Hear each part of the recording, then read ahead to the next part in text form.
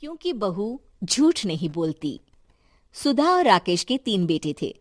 शादी के बाद तीनों माँ बाप से दूर रहते और सिर्फ त्योहारों में आते। माँ जी, पिताजी, अगली बार आप लोग हमारे घर आइएगा। अरे नहीं बहू, सब यहीं आ जाते हैं तो घर खिला खिला लगता है। हाँ बहू, तू हमेशा बुलाती है तो जरूर आएंगे तेरे पास भी। हाँ हाँ, दीदी का घर बड़ा जो है, सब कुछ आपने शादी के बाद दीदी को ही तो दे दिया था। हमें भी दिया होता तो हम भी बड़ा घर लेते। क्यों सुनील? अरे नहीं नहीं, पापा ने सबको एक बराबर ही दिया है। छोटी बहू, क्या चाहिए तुम्हें, बोलो। वो आपके सोने की चेन वाली घड़ी है ना, वो अगर आप मुझे, तभी वहाँ मजली बहू भी आ जाती है। और मुझे ना आपका मंगलसूत्र कितना लंबा, सुंदर और भारी भी है। अरे हाँ हाँ, तुम दोनों को ही दूंगी बहू, चिंता न करो। चलो अब खाना लगाओ, खाना खाया जाए। सभी मिलकर खाना खाते हैं कि पड़ोसन आ जाती है। अरे सुधा बहन, थोड़ी चीनी तो देना, घर में शक्कर नहीं है और मेहमान सर पर बैठे हैं। अरे छोटी बहू, चाची को शक्कर तो दे दो। अरे मजली दीदी, आप दे दीजिए ना, मैं यहाँ कम आती हूँ तो मुझे पता ही नहीं है कि सासू माँ सारी चीजें कहाँ रखती है। और तुम, मैं कौन सा यहाँ रोज शक्कर फाँकने के लिए आती हूँ, मुझे भी नहीं है पता। तभी बड़ी बहू हाथ में चीनी की कटोरी लेकर आती है। चाची, शक्कर आप लोगों का बड़ा सहारा है माँ जी और पिताजी को, वरना हम लोग तो यहाँ रहते ही नहीं। आप जैसे पड़ोसी हैं तो हम निश्चिंत है। और जीती रहे बहू, अब तो ये घर पड़ोस कम परिवार ज्यादा लगता है। सुधा अपनी बड़ी बहू को देखकर बहुत खुश रहा करती थी। वो उससे अक्सर घंटों बात भी किया करती, लेकिन दोनों दूसरी बहुओं का भी वो समझती थी कि शायद छोटी है, वक्त आने पर संभल जाएंगी। समय आ जाता है जब सभी को वापस जाना होता है। माँ जी, हम लोगों की फ्लाइट पहले है, हमें इजाजत दे। वो सास के गले लगकर चली जाती है। थोड़ी देर बाद छोटी बहू कहती है, माँ जी, मैं ना ये सोफे के कवर और चादरें ले जा रही हूँ, यहाँ तो ऐसी ही पड़ी रहेंगी। हाँ हाँ बहू, ले जा। और कुछ चाहिए तो बोल। और तो चाहिए बहुत कुछ, पर चलिए कोई बात नहीं, अगली बार ले जाऊंगी मैं। ऐसे ही मंजली बहू भी घर का बहुत सारा सामान ले जाती है। सभी के जाने के बाद सुधा राकेश से कहती है, घर कितना सूना लग रहा है ना। हाँ, और खाली भी। तुम्हारी दोनों बहुएं सब बटोर गई।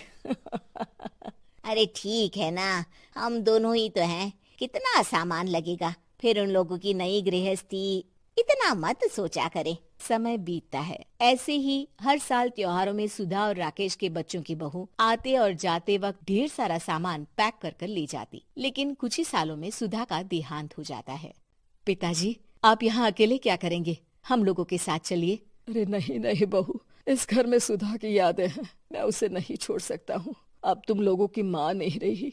देख लो, वैसे तो मैंने उसके जीते जी सब कुछ दे दिया है, लेकिन कुछ उसका पर्सनल कीमती सामान था जो ये है, ले लो।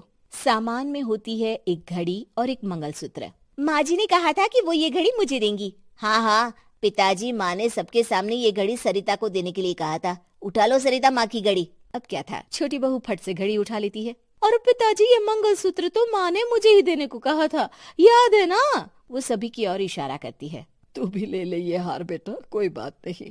मंजली फटाक से हार उठा लेती है। ससुर बड़ी बहू की तरफ देखते हैं। तुझे क्या दूं बेटा? पिताजी, माँ ने एक चीज मेरे लिए भी रखी है।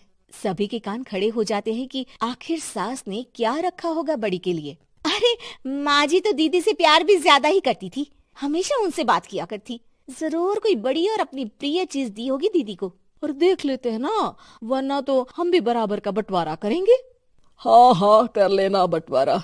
लेकिन बड़ी बहू, बताओ तो, सुधा ने क्या रखा है तुम्हारे लिए? अभी तो हम लोग यही हैं पापा जी, जब जाने लगेंगे तो बता दूंगी। बड़ी बहू के मुंह से ये बात सुनकर बाकी 2 बहुएं सोचने लगती हैं कि आखिर क्या है जो दीदी को सासू माँ देकर गई हैं। दीदी, ऐसा तो नहीं ना कि पूरे घर का आधा हिस्सा माँ बड़ी भाभी को देकर गई हो? तभी वहाँ ससुर आ जाते हैं। नहीं नहीं, ऐसा कुछ नहीं है। मकान तो तुम तीनों का बराबर से है। देखो, बड़ी बहू से तुम्हारी सास ज्यादा जुड़ी थी, न जाने क्यों घंटों बात किया करती थी। पता नहीं क्या देकर गई है उसे। और ससुर जी, आपको क्या पता, चालाकी से पूरे घर के पेपर में साइन करवा लिए हो, या फिर कोई छुपा गहना। आखिर मकान पूरा तो आपने सासू माँ के नाम ही कर रखा था ना। अब घर में ये सस्पेंस बन जाता है कि आखिर बड़ी बहू क्या लेकर जाएगी। फिर वो दिन भी आ जाता है जब बड़ी बहू के जाने का समय हो जाता है। बेटा, परसों तुम चली जाओगी, बताया नहीं, माँ ने तुम्हें क्या दिया? घड़ी और हार जो बेशकीमती था और तुम्हारी सास को सबसे ज्यादा प्रिय था, उसका तो बंटवारा भी हो चुका है। अब तुम्हारी बारी। हाँ पिताजी, आज मैं ये बात बताने ही वाली थी। माँ ने मुझे उससे भी बेशकीमती चीज दी है, और वो है आप। आपसे अधिक प्रिय उन्हें कुछ नहीं था। माँ चाहती थी कि आप मेरे साथ रहें। चलिए पिताजी। बेटा, मेरे पास तो कोई पेंशन भी नहीं है और ना ही कोई प्रॉपर्टी। लेकिन आपके पास संस्कार है पिताजी, जो मेरे बच्चे आपसे लेंगे, तो आपको ले जाने पर स्वार्थ ही है मेरा। चलिए ना पापा। सभी के सामने पिताजी बड़ी बहू और बेटे के साथ उनके घर चले जाते हैं।